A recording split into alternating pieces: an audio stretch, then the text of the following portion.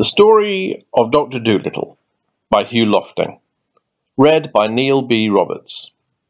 The first chapter, Puddleby.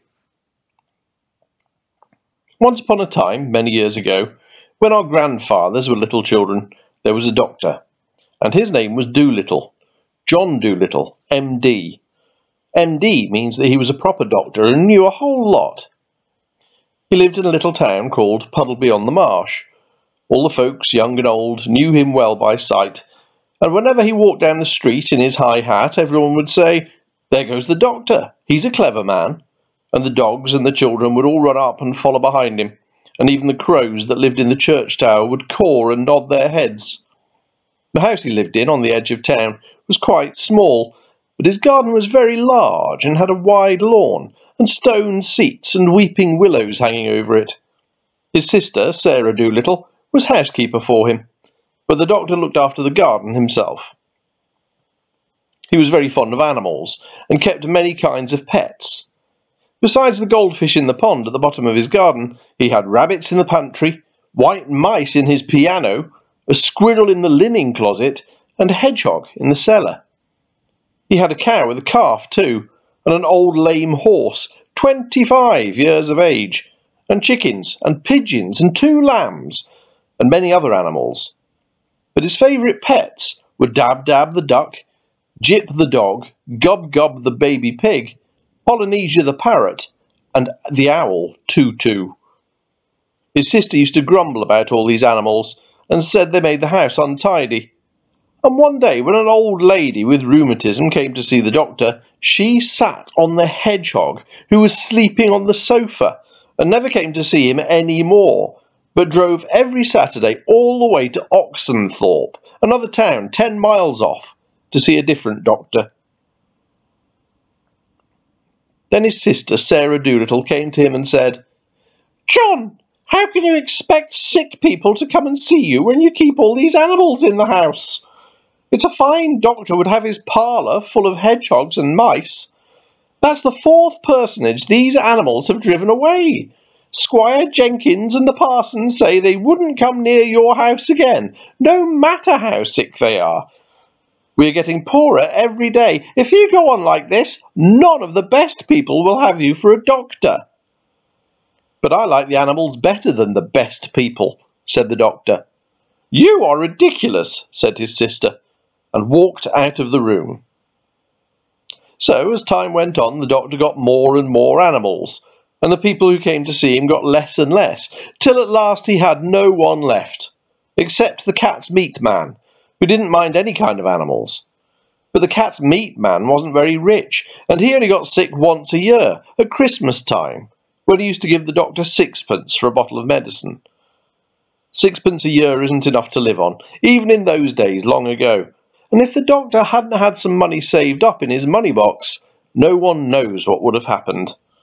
And he kept on getting still more pets, and of course it cost a lot to feed them, and the money he had saved up grew littler and littler. Then he sold his piano, and let the mice live in a bureau drawer. But the money he got for that too began to go, so he sold the brown suit he wore on Sundays, and went on becoming poorer and poorer. And now, when he walked down the street in his high hat, people would say to one another, "There goes John Dolittle, M.D. There was a time when he was the best-known doctor in the West Country. Look at him now. He hasn't any money, and his stockings are full of holes." But the dogs and the cats and the children still ran up and followed him through the town, the same as they had done when he was rich. The second chapter, Animal Language. It happened one day that the doctor was sitting in his kitchen talking with the cat's meat man, who'd come to see him with a stomachache. "Why don't you give up being a people's doctor and be an animal doctor?"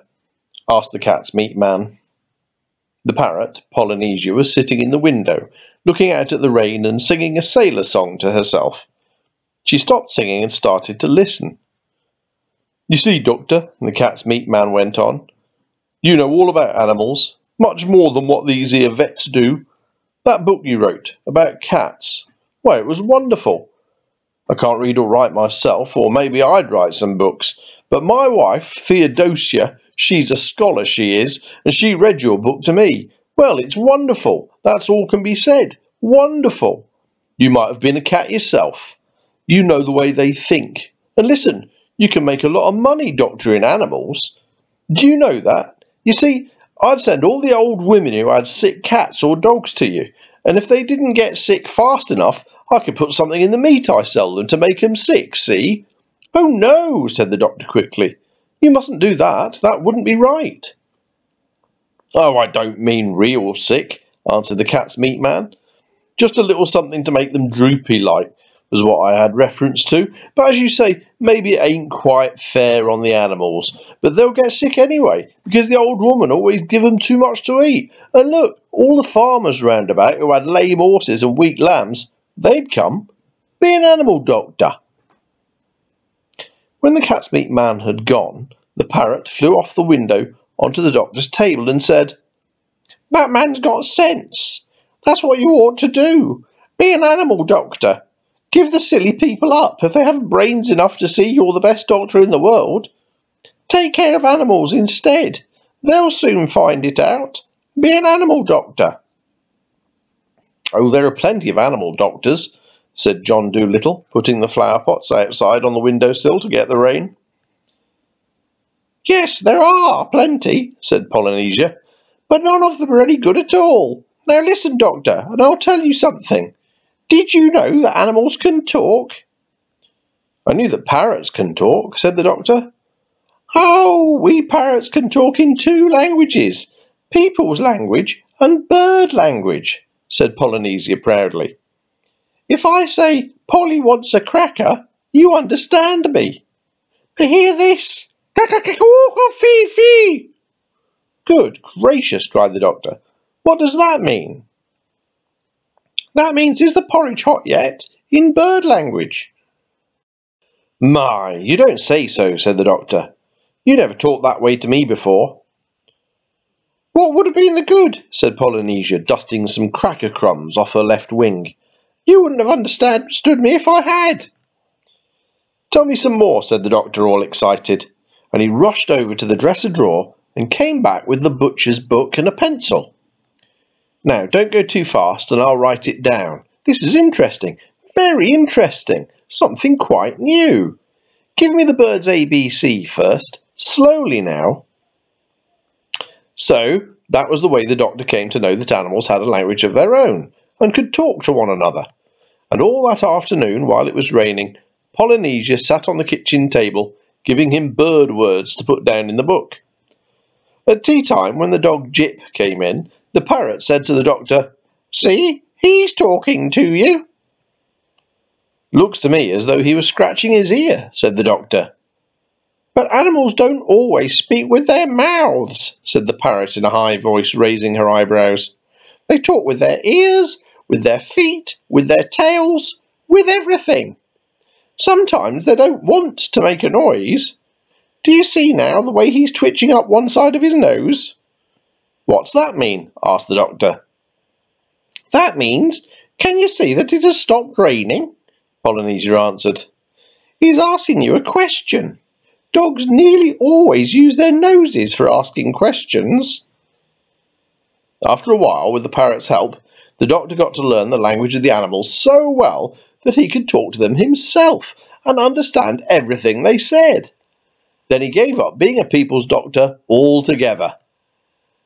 As soon as the cat's meat man had told everyone that John Dolittle was going to become an animal doctor, old ladies began to bring him their pet pugs and poodles who'd eaten too much cake, and farmers came many miles to show him sick cows and sheep. One day a plough horse was brought to him, and the poor thing was terribly glad to find a man who could talk in horse language. You know, doctor, said the horse, that vet over the hill knows nothing at all. He's been treating me 6 weeks now for spavins. What I need is spectacles. I'm going blind in one eye. There's no reason why horses shouldn't wear glasses the same as people. But that stupid man over the hill never even looked at my eyes. He kept on giving me big pills. I tried to tell him, but he couldn't understand a word of horse language. What I need is spectacles. Of course, said the doctor. I'll get you some at once. I would like a pair like yours, said the horse, only green. They'll keep the sun out of my eyes while I'm ploughing the 50-acre field. Certainly, said the doctor. Green ones you shall have.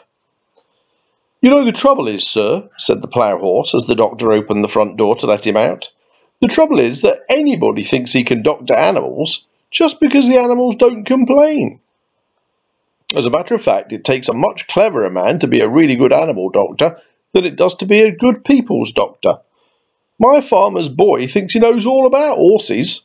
I wish you could see him. His face is so fat, it looks as though he has no eyes, and he has got as much brain as a potato bug.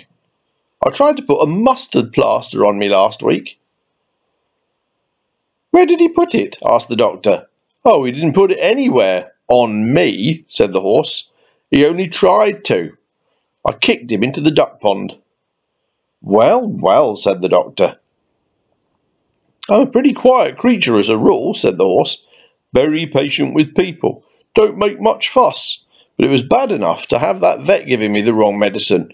And when that red-faced booby started to monkey with me, I just couldn't bear it any more. Did you hurt the boy much? Asked the doctor. Oh, no, said the horse. I kicked him in the right place. The vet's looking after him now. When will my glasses be ready? I'll have them for you next week, said the doctor. Come in again Tuesday. Good morning. Then John Dolittle got a fine big pair of green spectacles, and the plough horse stopped going blind in one eye and could see as well as ever. And soon it became a common sight to see farm animals wearing glasses in the country around Puddleby, and a blind horse was the thing unknown. And so it was with all the other animals that were brought to him.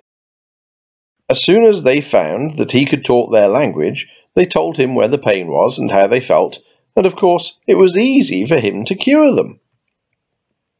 Now all these animals went back and told their brothers and friends that there was a doctor in the little house with the big garden who really was a doctor, and whenever any animals got sick, not only horses and cows and dogs, but all the little things of the fields, like harvest mice and water voles, badgers and bats, they came at once to his house on the edge of town, so that his big garden was nearly always crowded with animals trying to get in to see him. There were so many that came that he had to have special doors made for the different kinds. He wrote horses over the front door, cows over the side door, and sheep on the kitchen door. Every kind of animal had a separate door. Even the mice had a tiny tunnel made for them into the cellar, where they waited patiently in rows for the doctor to come round to them. And so, in a few years' time, every living thing for miles and miles got to know about John Dolittle, MD, and the birds who flew to other countries in the winter told the animals in foreign lands of the wonderful doctor of Puddleby on the Marsh, who could understand their talk and help them in their troubles. In this way he became famous among the animals, all over the world, better known even than he had been among the folk of the West Country, and he was happy and liked his life very much. One afternoon, when the doctor was busy writing in a book, Polynesia sat in the window, as she nearly always did, looking out at the leaves blowing about in the garden. Presently she laughed aloud. "What is it, Polynesia?" asked the doctor, looking up from his book. "I was just thinking," said the parrot, and she went on looking at the leaves. "What were you thinking?" "I was thinking about people," said Polynesia. "People make me sick. They think they're so wonderful. The world has been going on now for thousands of years, hasn't it?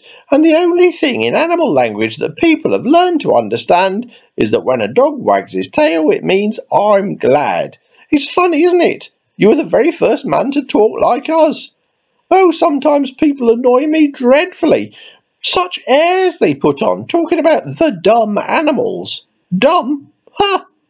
Why, I knew a macaw once who could say good morning in 7 different ways without once opening his mouth. He could talk every language and Greek. An old professor with a grey beard bought him, but he didn't stay. He said the old man didn't talk Greek right, and he couldn't stand listening to him teach the language wrong. I often wondered what became of him. That bird knew more geography than people will ever know. People? Golly! I suppose if people ever learned to fly, like any common hedge sparrow, We shall never hear the end of it." "You're a wise old bird," said the doctor. "How old are you really? I know that parrots and elephants sometimes live to be very, very old." "I can never be quite sure of my age," said Polynesia. "It's either 183 or 182, but I know that when I first came here from Africa, King Charles was still hiding in the oak tree, because I saw him. He looked scared to death."